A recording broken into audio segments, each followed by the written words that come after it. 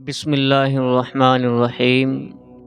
فتح سومناتھ 415 ہجری مطابق 1024 عیسوی میں محمود کو اس کے چند قابل اعتبار لوگوں نے بتایا کہ ہندوستان والوں کا یہ عقیدہ ہے کہ موت کے بعد انسان کی روح بدن سے جدا ہو کر سومناتھ کی خدمت میں حاضر ہوتی ہے، اور سومناتھ ہر روح کو اس کے اعمال و کردار کے مطابق نیا جسم عطا کرتا ہے۔ اور ہندوؤں کا یہ عقیدہ بھی ہے کہ دریا کا اتار چڑھاؤ اصل میں سومناتھ کی عبادت ہے، جو اس صورت میں ظاہر ہوتی ہے۔ محمود کو یہ بھی بتایا گیا کہ ہندوؤں کے خیال میں وہ بت جنہیں محمود نے دوسرے علاقوں میں پاش کیا، ایسے بت تھے جن سے سومناتھ ناراض تھا، اسی لیے اس نے ان بتوں کی طرفداری نہیں کی، ورنہ اس میں اس قدر قوت ہے کہ وہ جسے چاہے ایک لمحے میں تباہ اور برباد کر سکتا ہے۔ محمود کو یہ بھی بتایا گیا کہ برہمنوں کے اعتقاد کے مطابق سومناتھ بادشاہ ہے اور باقی تمام بت اس کے دربان اور مصاحب ہیں۔ محمود نے جب یہ بےمانی افسانے سنے تو اس کے دل میں جہاد کا شوق پھر چٹکیاں لینے لگا، اور اس نے سومناتھ کو فتح کرنے اور وہاں کے بت پرستوں کو قتل کرنے کا ارادہ کیا۔ اس مقصد کے پیش نظر سلطان محمود نے اپنا خاص لشکر تیار کیا اور دیگر 30,000 سپاہیوں کو ساتھ لیا جو ترکستان وغیرہ سے جہاد کی غرض سے آئے ہوئے تھے۔ وہ لشکر کے ساتھ 20 شعبان 415 ہجری کو سومناتھ کی طرف چل پڑا۔ سلطان محمود لشکر کے ساتھ جنگلات کو رونتا ہوا اور درمیان میں آنے والے مختلف شہروں کے قلعوں کو فتح کرتا ہوا گجرات کے شہر پٹن میں پہنچا، اور پٹن سے غلہ اناج حاصل کر کے سومناتھ کی طرف روانہ ہوا۔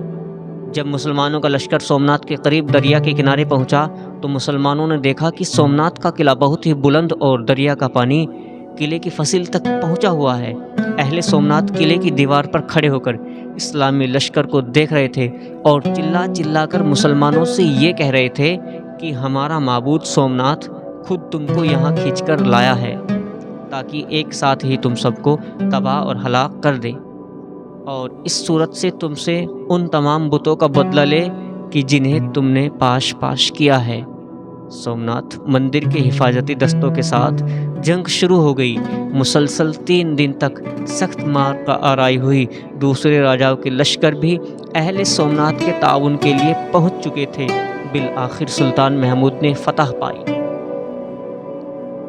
فتح پانے کے بعد سلطان اپنے مصاحبوں کے ساتھ مندر میں داخل ہوا تو اس میں ایک پتھر کا بت جو تقریباً 15 گز لمبا تھا، اس کو دیکھ کر محمود کی اسلامی غیرت جوش میں آئی اور اپنے گرد سے بت کے 4 ٹکڑے کر دیے اور حکم دیا کہ 2 ٹکڑے غزنی بھجوائے جائیں، جس میں سے ایک ٹکڑا جامع مسجد کے دروازے پر اور دوسرا ایوان سلطنت کے صحن میں رکھا جائے۔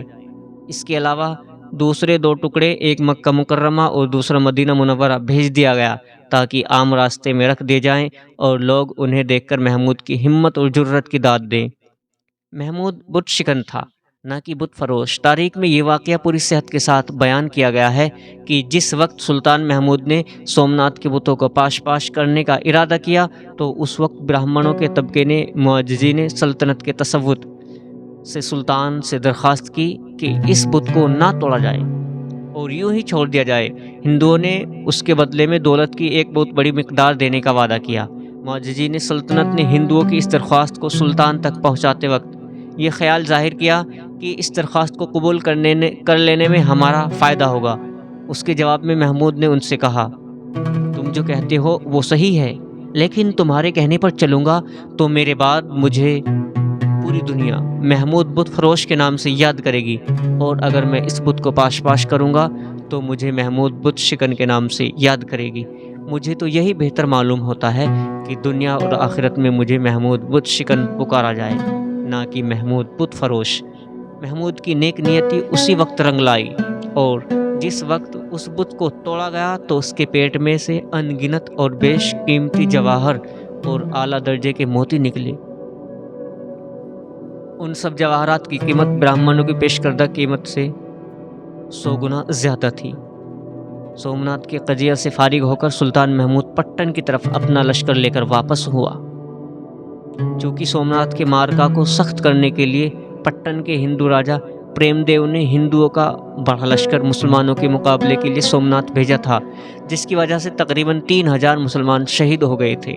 سلطان محمود اس کا انتقام ضروری سمجھ کر جب پٹن پہنچا تو راجہ پریم دیو پٹن سے بھاگ گیا اور دوسری جگہ پناہ لی۔ اس کا پیچھا کیا تو دوسری جگہ سے بھاگ کر روپوش ہو گیا۔ بالآخر سلطان پٹن کی طرف واپس آ گیا۔ پٹن شہر کو دیکھ کر اس سے اندازہ ہوا کہ باشندوں کے حسن و جمال، زمین کی سرسبزی اور شادابی، آب رواں کی کثرت اور دولت کی فراوانی کے لحاظ سے اگر دیکھا جائے تو یہ شہر ہندوستان کا بہترین علاقہ ہے۔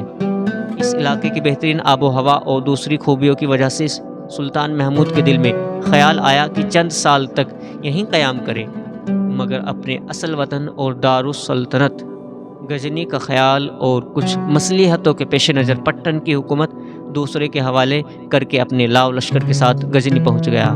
خلیفہ بغداد کا خط بنامے محمود جس سال سلطان محمود سفر سومنات سے کامیاب کامران واپس آیا، اسی سال خلیفہ قادر باللہ عباسی نے سلطان کے نام ایک خط لکھا اور اسی خط کے ساتھ خراسان، ہندوستان، نیمروز اور خوارزم کا لوائے سلطنت بھی عطا کیا۔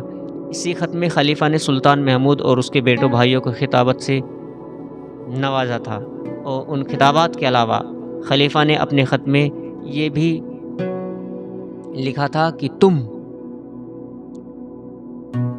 جس کو اپنا ولی عہد بناؤ گے ہم بھی اسی کو قبول کریں گے۔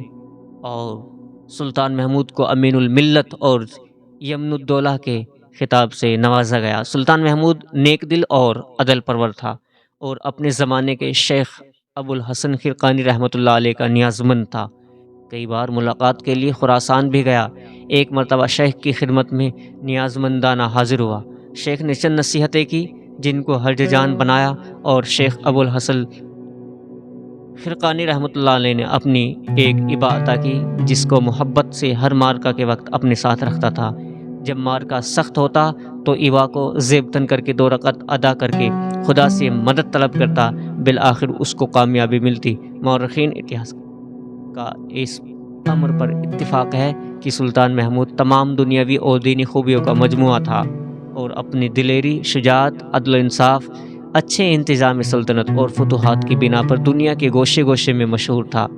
اس کی مارکا آرائیوں کا اصل سبب یہ تھا کہ اسلام اور انصاف کی برکات کو پھیلایا جائے اور ظلم و تعدی کی بنیادوں کو ختم کر دیا جائے۔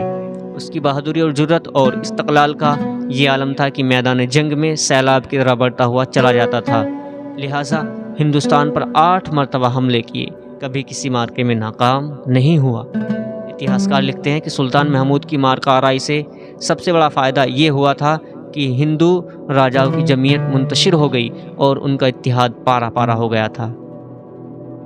ابتدائی میں مارکا میں ہندو راجہ ایک دوسرے کی مدد کو پہنچتے تھے، مگر بعد میں سلطان کا اس قدر رعب طاری ہو گیا کہ جب سلطان محمود حملہ ور ہوتا وہاں کا راجہ شہر چھوڑ کر بھاگ جاتا اور ایک دوسرے کی مدد کو بھی نہ آتے۔ اگر اس کے بعد کوئی دلاور ہندوستان فتح کرنا چاہتا تو اس کے لیے راستہ ہموار ہو چکا تھا، مگر سلطان شہاب الدین گوری نے جب ہندوستان فتح کرنے کا ارادہ کیا تب 2 صدی گزر چکی تھی اور ہندو راجہ دوبارہ منظم اور متحد ہو چکے تھے، اس لیے شہاب الدین گوری کو پہلے 2 حملوں میں شکست کا سامنا کرنا پڑا اور تیسرے حملے میں کامیابی ملی۔ آب کوثر کا مصنف لکھتا ہے کہ سلطان محمود غزنوی ملتان اور منصورہ کی اسماعیلی حکومتوں کا خاتمہ کر کے اہل سنت والجماعت کے طریقوں کو تقویت پہنچائی۔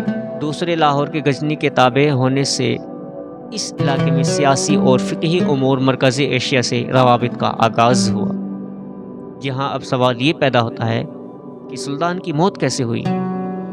سلطان محمود نے 2 سال تک تپیدق کی بیماری میں مبتلا رہ کر 30 ربیع الثانی 421 ہجری مطابق 1030 عیسوی میں وفات پائی۔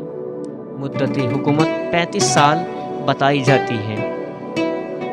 کیسے کیسے شیر و جیغم چل بسے، سب اپنا دم خم دکھا کر چل بسے۔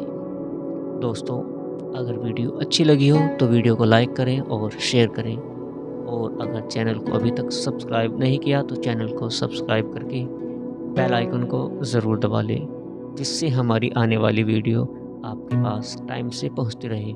دوستو، پھر ملیں گے ایک نئی ویڈیو میں، تب تک کے لیے السلام علیکم ورحمۃ اللہ۔